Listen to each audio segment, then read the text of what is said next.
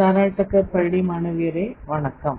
இன்று 10ஆம் வகுப்பில் இயல் 7ல் புறப்பொருளில் உள்ள புறத்திணைகளின் வகைகளை விரிவாக பார்ப்போம். சரியா? முதலாவதா வெட்சித்திணை.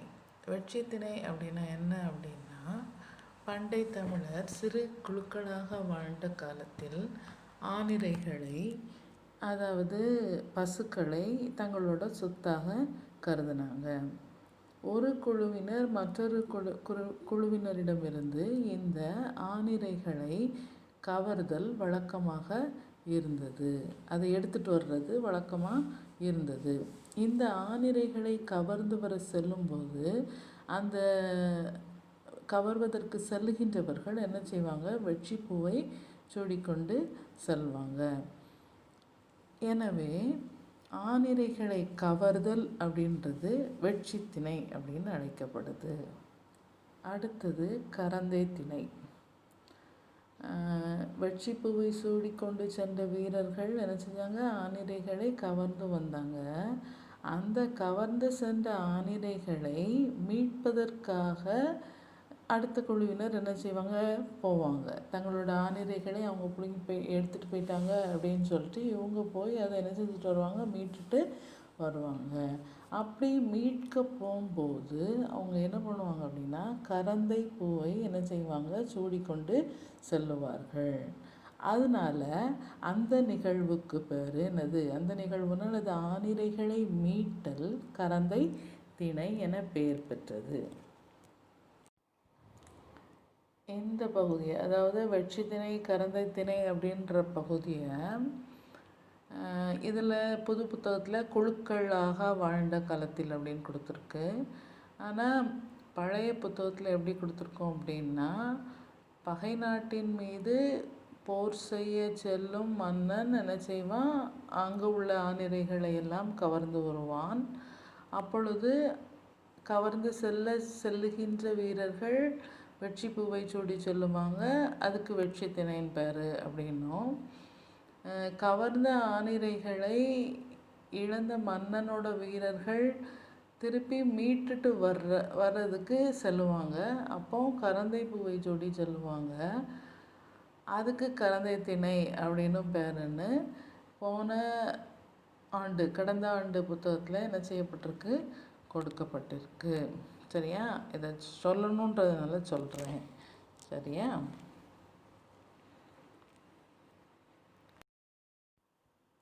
ஏன்னா இதுக்கு அப்புறம் வர்ற திணைகள் எல்லாமே மன்னனை பற்றியதாக தான் இருக்கும். அதனால தான் நான் கடந்த ஆண்டு புத்தகத்தில் உள்ளதையும் என்ன செய்கிறேன்? உங்களுக்கு சொல்கிறேன். சரியா? அடுத்தது வஞ்சித்திணை. வஞ்சித்திணைன்னா என்ன அப்படின்னா, மண்ணாசை காரணமாக, அதாவது நாட்டை கைப்பற்றணும், பகைவர் நாட்டை கைப்பற்றணும் அப்படின்ட்டு ஆசைப்பட்டு கருதி அந்த நாட்டின் மீது போர் தொடுத்து செல்வது வஞ்சி திணை. இப்படி போருக்கு செல்லுகின்ற வீரர்கள் என்ன செய்வாங்க அப்படின்னா, வஞ்சிப்பூவை சூடிக்கொண்டு செல்லுவார்கள். அதனால இந்த திணைக்கு என்னன்னு பேர் வந்துச்சு? வஞ்சி திணை. பகை நாட்டை கைப்பற்ற கருதி போருக்கு செல்லுவது வஞ்சி திணை. அடுத்தது காஞ்சி திணை. தன் நாட்டை கைப்பற்ற வந்த மாற்றரசனோடு எதிர்த்து போரிடுவது என்னது? காஞ்சி திணை. அவ்வாறு எதிர்த்து செல்லுகின்ற வீரர்கள் காஞ்சிப்பூவை சூடி செல்வாங்க. அதனால் இதுக்கு என்ன பேர் வந்துச்சு? காஞ்சி திணை. அதாவது முதல்ல வஞ்சி திணை பார்த்தோம், இப்போ காஞ்சி திணை பார்த்துருக்கோம். போருக்கு செல்லுதல் வஞ்சி திணை,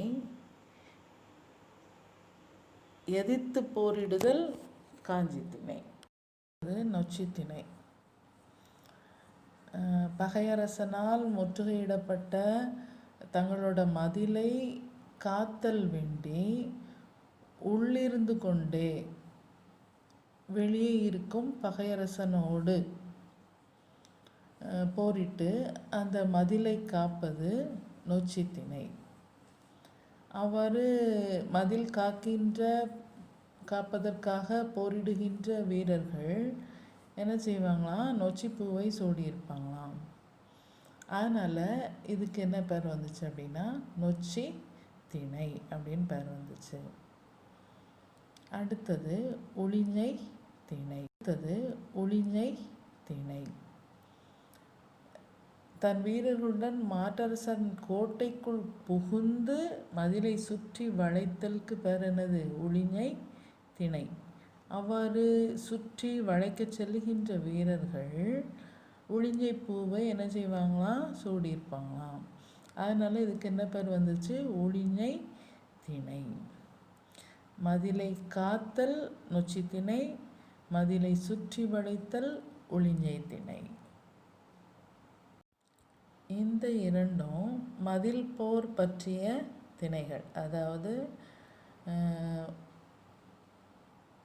உளிஞை திணையும் நொச்சி திணையும் மதில் போர் பற்றிய திணைகள் ஆகும். சரியா? அடுத்தது தும்பை திணை. பகைவேந்தர் இருவரும், அதாவது நாட்டை கைப்பற்றணும்னு நினச்சிட்டு வந்த மன்னனும் அந்த நாட்டு மன்னனும் வெற்றி ஒன்றினையே கருதி குறிக்கோளாக கொண்டு தம் வீரர்களுடன் போரிடுவது என்னது, தும்பை திணை. இவ்வாறு போரிடும் வீரர்கள், ஒருவருக்கொருவர் போரிடுகின்ற வீரர்கள் என்ன செய்வாங்களாம், தும்பை பூவை சூடியிருப்பாங்களாம். அதனால் இதுக்கு இந்த நிகழ்வுக்கு பேர் என்னது, தும்பை திணை அப்படின்னு பேர் வந்துச்சு. அடுத்தது வாகை திணை. ஆநிரைகளெல்லாம் கவர்ந்தாச்சு, அதை மீட்டு வந்தாச்சு, அப்புறம் போருக்கு சென்றாச்சு, போர் மதிலை சுற்றி வளைக்காங்க, மதிலை காக்காங்க, இதெல்லாம் நிகழ்வுகள் நடக்கு. தும்பை திணையில் எல்லாரும் என்ன செய்கிறாங்க, ஒருவர் எடுத்து போரிடுறாங்க. போரிடும் பொழுது, ஒரு போர் அப்படின்னு வரும் பொழுது வெற்றி ஒருவருக்கு தோல்வி ஒருவருக்கு கண்டிப்பாக வரும். அப்படி வெற்றி பெற்ற அந்த போரில் வெற்றி பெற்ற மன்னன் அந்த வெற்றியால் மகிழ்வதற்கு பேர் என்னது, வாகை திணை. இந்த வெற்றி பெற்ற வீரர்கள் என்ன செய்வாங்கன்னா வாகை பூவை சூடி மகிழ்வார்களாம். ஆகவே இதுக்கு என்ன பேர் வந்தது, வாகை திணை அப்படின்னு பேர் வந்தது.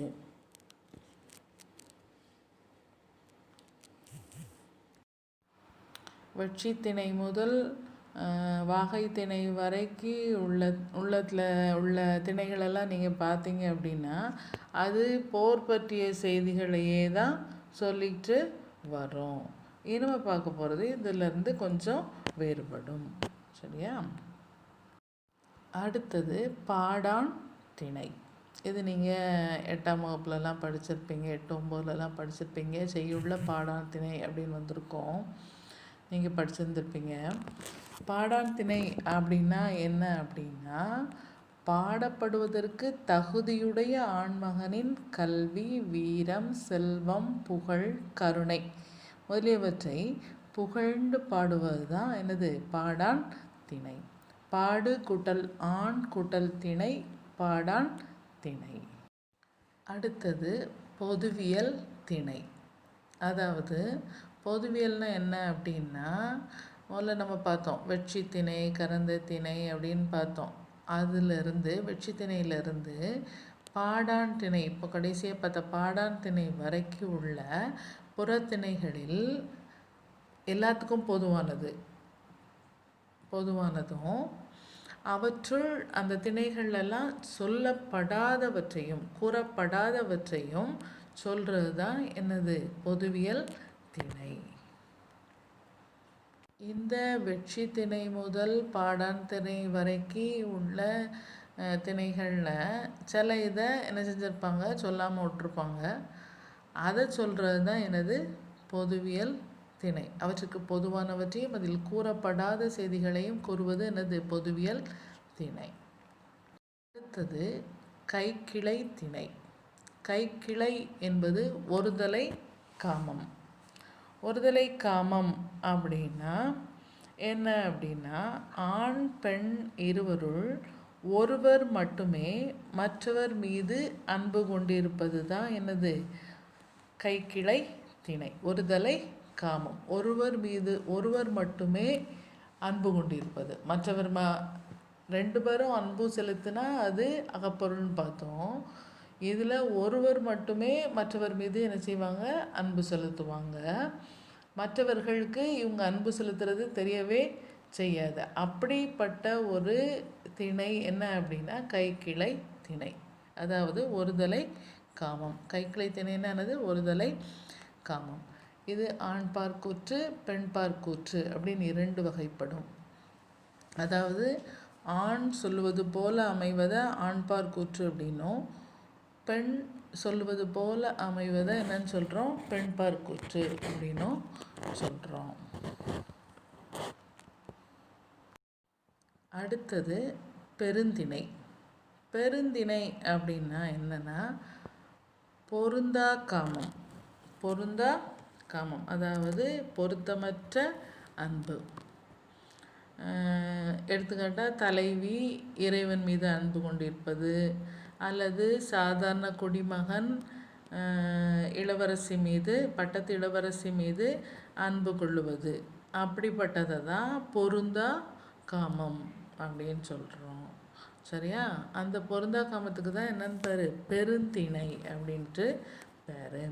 முதல்ல பார்த்தோம் கைக்கிளைன்றது ஒருதலை காமம், பெருந்திணைன்றது பொருந்தா காமம். சரியா? இதுவும் ஆண்பார் கூற்று, பெண்பார் கூற்று என 2 வகைப்படும். ஆண் சொல்லுவது போல இருப்பது என்னது? ஆண்பார் கூற்று. பெண் சொல்வது போல இருப்பதை பெண்பார் கூற்று அப்படின்னு சொல்கிறோம்.